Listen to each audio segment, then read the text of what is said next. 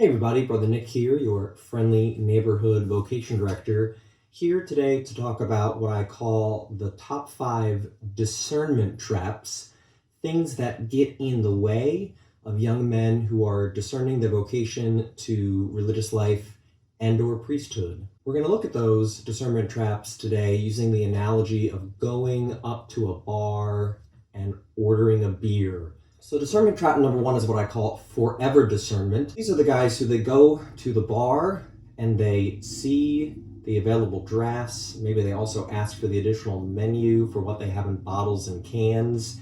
And they sit there at the bar thinking and looking over their options and reading about the options and considering them some more. Eventually, the bartender is going to say to those guys, you have to order or leave the bar. So forever discernment is when you don't set yourself a date or a deadline by which time you're going to make a decision, yes or no, about entering a particular religious order, joining a particular diocese, or just ending your discernment of religious life and priesthood at this point. Discernment trap number 2 is about misdefining discernment. I've talked to guys who say they're in discernment for religious life, and then when I ask them what work of discernment they've done, they say, well, I've thought about this, or I really prayed about it. That is not the same as discernment. The word discernment comes from the Latin, which means to separate out. Discernment is about figuring out which equally good option am I going to choose now that I've already decided that I'm going to choose something. Discernment trap number 3 that guys fall into is they discern the abstract reality of something instead of its concrete reality. I've talked with lots of guys who have said a very definite yes to the abstract idea of religious life or being a Franciscan, but I remind them that you're not trying to say yes to just the abstract idea, but you're ultimately going to be saying yes to a concrete group of men, or if you're thinking about becoming a diocesan priest, to a concrete, specific diocese. You've decided that you want to drink.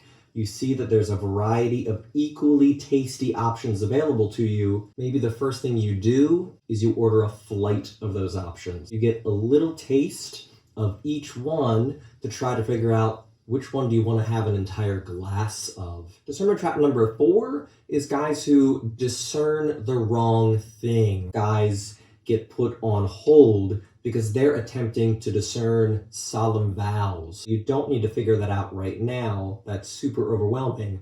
You just need to figure out, do I want to try out this 1 year of postulancy, the very first step? And if that goes well, I try out the next step. Once you've tasted a little bit of each option in your flight of beers, the decision you have to make there isn't, I'm going to buy a whole keg of this particular beer.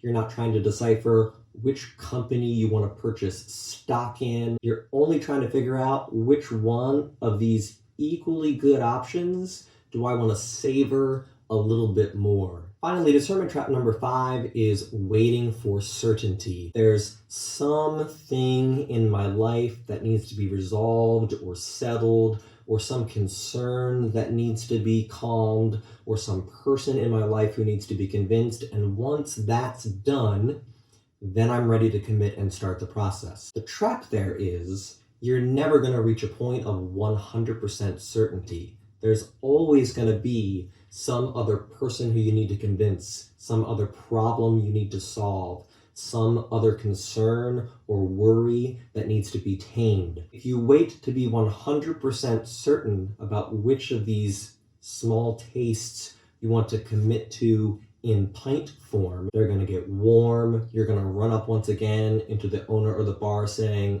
dude, you either need to get something else or get out of here. Sam Adams is a great example of this, that they have expiration dates. So to review, discerning religious life is a lot like figuring out which beer you want in a bar. You go up to the bar having already decided you want a beer.